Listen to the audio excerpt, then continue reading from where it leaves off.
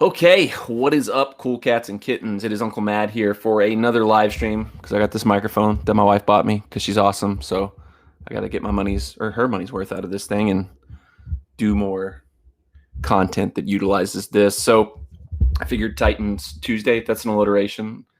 I'm a fan of alliterations. See the history of the channel with Marvel Monday. So thought I'd jump on, talk about the Titans game from Sunday. Look ahead to the weekend with the game against the Ravens, as well as the other rest of the NFL Super Wild Card Weekend slate. I can't decide how I feel about this hat. I thought it was like the coolest Titans hat that'd come out in forever when I bought it. And since I got it, I never feel like it looks right on my head. I have a big head, but it feels like it makes my head look even bigger than it already is somehow. I don't know how that's possible.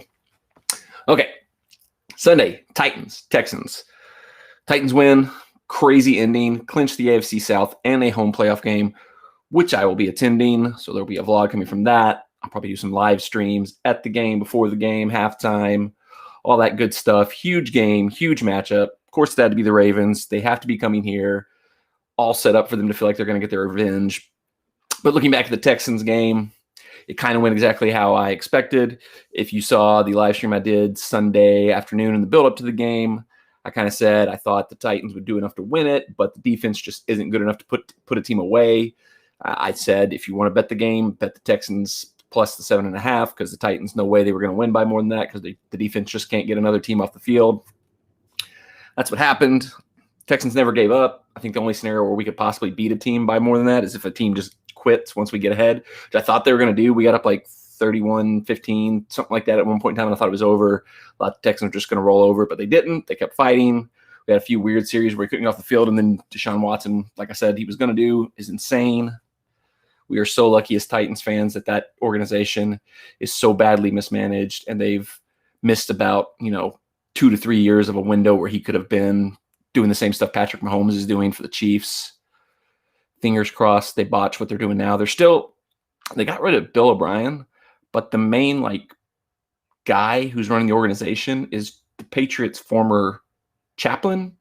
So they're one of many teams who seem to just be saying, hire anybody we can from the Patriots and let it happen. Also, I kind of think we see where Vrabel may have, some of Vrabel's defensive issues in coaching may stem from coming from having worked with Romeo Crennel, because how they didn't have any kind of coverage set up to shade help over to stop A.J. Brown on that last bomb that put us in field goal range, I'll never know. His explanation, Romeo Crennel's, was something like, well, we put our fastest guy on him and he still got beat, so what are you going to do? I don't know, put like a safety over there, put a linebacker over there to just like smack him in the face in the line of scrimmage, anything other than what they did. I guess they probably thought, knowing the way most teams do in that situation, that we just come off hand to Derrick Henry, let the clock run out and see what happened in overtime. But Vrabel showed, for the second or third time in that game, that he's got some guts, should we say, and called a big play. It worked out. Sam Sloman, all-time, is that his name? Sam Sloman, all-time Titans great, nailed the field goal, never a doubt, knew it went through from the minute it left his foot. I did personally, no big deal. But we're AFC South champions, and now we get to host the Ravens. I don't think it could have possibly worked out any other way. We're just going to, I posted the Joker GIF where he's swinging and looking at Batman and saying, I think we're destined to do this forever, because that seems how it goes when it comes to the Titans and the Ravens. If we're in the playoffs, we're going to play them. That's just how it seems to always be. But I think if you look at the recent results, you would think we're favored. I know our defense has just been abysmal, but our abysmal defense got by them earlier this year. I think it comes down to the same thing that I said the Texans came down to pretty much every game we've played this season. Can we get our offensive side of the ball rolling? Can we put points up early?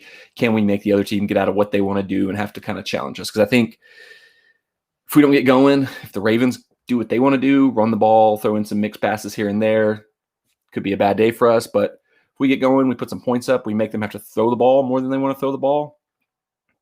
Lamar Jackson's looked pretty good the last couple of weeks, but look at the record. Look who they've played.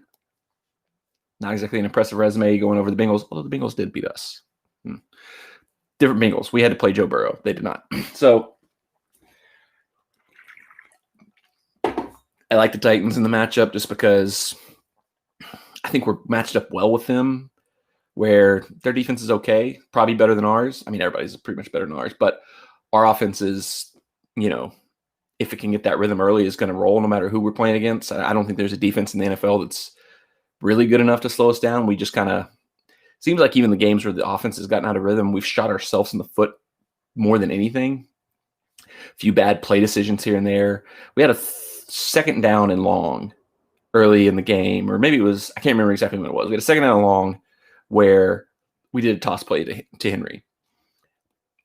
I don't know the percentage of how often the tosses to Henry work. It feels like not many. It feels like they either hit like home runs or they get stopped for losses. So that was a bad one when we took ourselves from second and long and made it third and even longer. I've heard a lot of people talk that that's one of the few things that slows the Titans offense down is those second and long runs that if they work, great. But more often than not, they don't. And then we're in third and super long. And that's one of the reasons sometimes we don't convert those third downs. We don't get off the field, or we get off the field and we make our defense have to do more than we should. Conversely, the same thing happens to our defense. They give up too much yardage on first and second down. So everybody talks about how we defensively give up so many third down conversions. If you look at it, half of the third down conversions we give up are like 3rd and 2. Teams can do that all day long. It's the first and second down that seems to be the bigger problem to me, where we're giving up chunk yardage on first and second down, and those third downs are super easy. So I see it, same keys to the game as the keys to the game against the Texans. We have to get into a rhythm early offensively, put some points up on the board, get them out of what they want to do. Because if they're just running the ball with Ingram, with Jackson, that's not going to be good for us. If they get up points and we have to get up out of what we want to do, it's kind of whichever team gets their offense going first is going to be the team that I think succeeds in this game. I wouldn't bet it because I don't bet the Titans ever. But if I was going to bet the Titans, I'd bet the Titans plus 4.5. I think that's what the line is right now, which is a pretty insulting line, to be honest. I mean, but it tells you what everybody thinks about our defense, because generally you get a 3-point cushion for the home team. So what that means is what Vegas would set the line up at, if it wasn't at Nashville, was 7.5. So they really think that Ravens are a touchdown or more better than us. I don't think that's the case. I mean, if you look at it, the only time we really got blown out this season was the Packers game. And, whether that was the snow, whether that was just we knew the game was over and just kind of packed it up and lived to fight another day because we knew the bigger game was going to be the Texans the next week. Who's to say who's to know? All these other games we've lost, Bengals, Browns, Steelers, first Colts game, we got off to a slow start, but then the offense, it's the same thing that the Texans did to us. The offense is good enough to keep coming. We can be down 2 scores, but we'll keep putting points up. And I don't see any way, unless we just have injuries or things completely fall apart, that this is more than a touchdown win for either side. So the Titans are the ones that are on the plus side of that, plus 4.5. That would be my bet. I won't bet it because I don't bet the Titans. That's just how I am. But that kind of, like I said, one big thing that could change this game is injuries or anything like that. We're seeing that kind of start to trickle out elsewhere, but it's not injuries. It's the COVID rearing its ugly head again. And the Browns, holy crap, poor Cleveland Browns, losing their head coach today. He's going to be out for their game on Sunday. Lost a couple other offensive coaches as well as a couple players. At one point in time today, they reporting it was a significant player.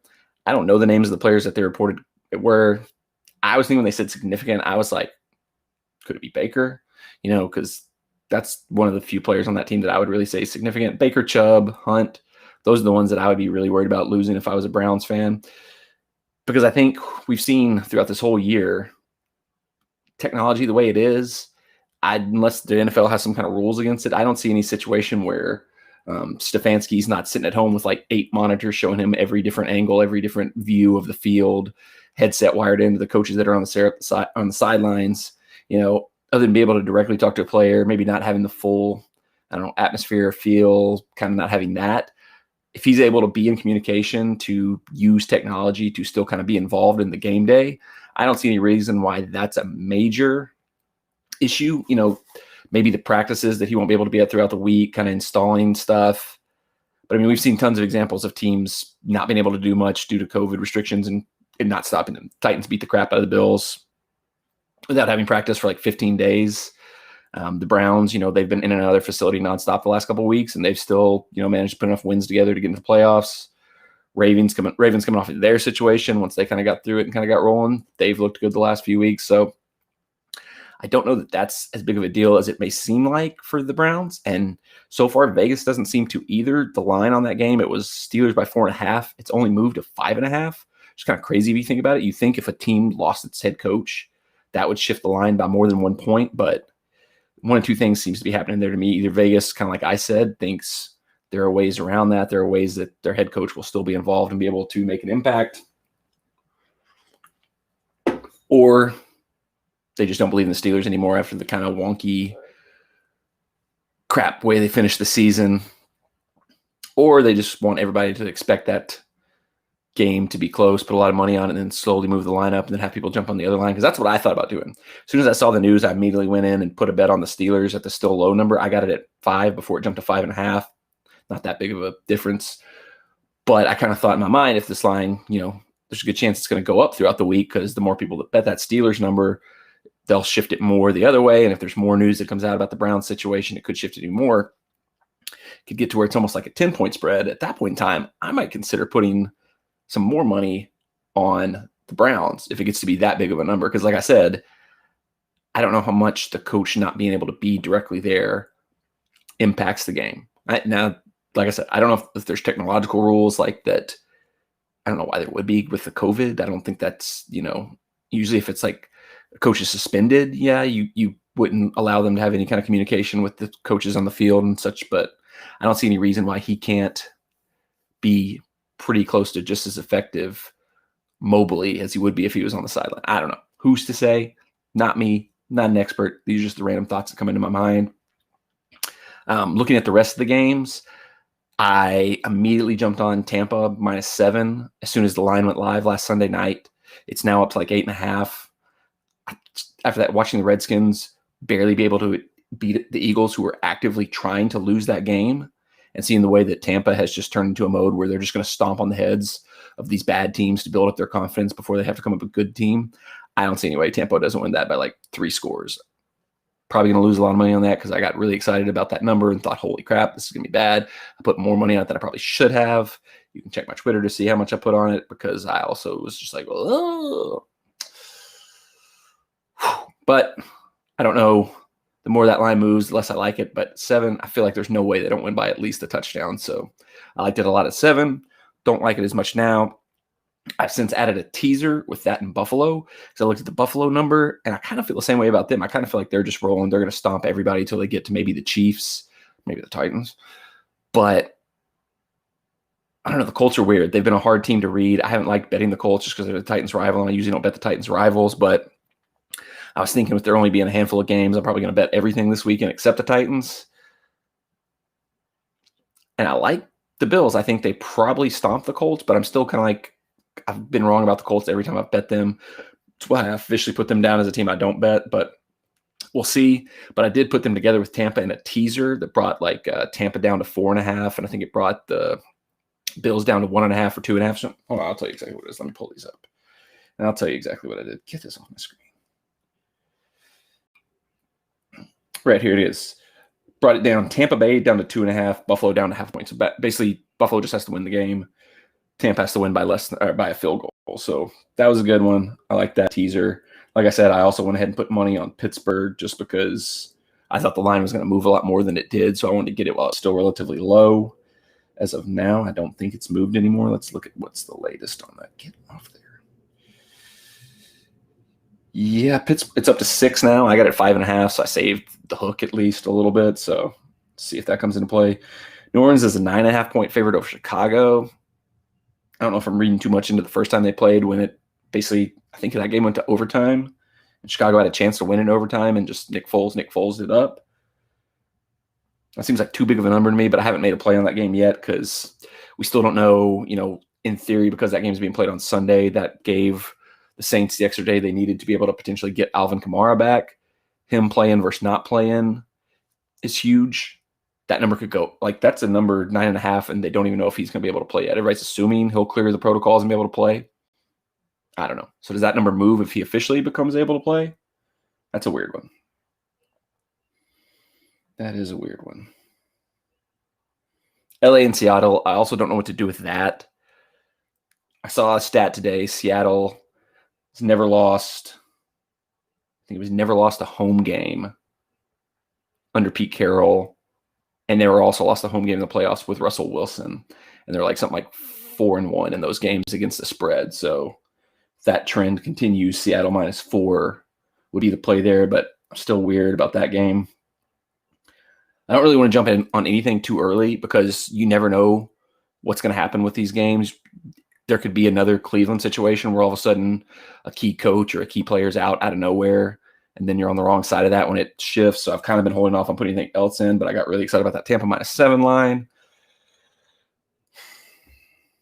And then that Steelers line and the teaser with the Bucks and Bills together, they all just seem to make too much sense. I just thought if nothing does happen, those lines are going to go the opposite way of where I want them to go. So get on them now where they're in a range that I like. So I'll probably do another live stream, maybe Saturday night.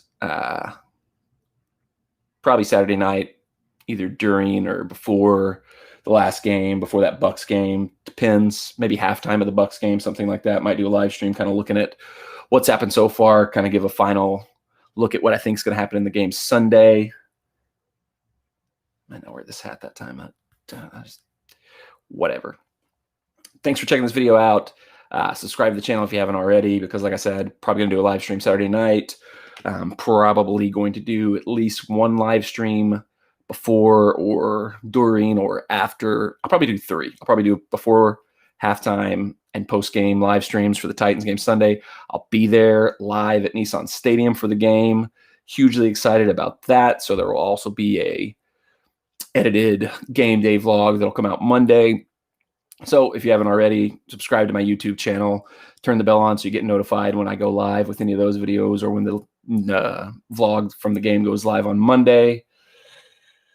Whew. New year, Christmas is over, having to come up with new content. Titan season's winding down. Got to come up with some new content, some new stuff to do on the channel, but got a few ideas. Nephew P's bugging me every day. He's full of ideas, he'd do 10 videos a day if we had time. So lots of stuff coming. So be subscribed. I think that's it. I think we've done enough here for today. Thanks for tuning in. Have a good night. Don't stand so close to me.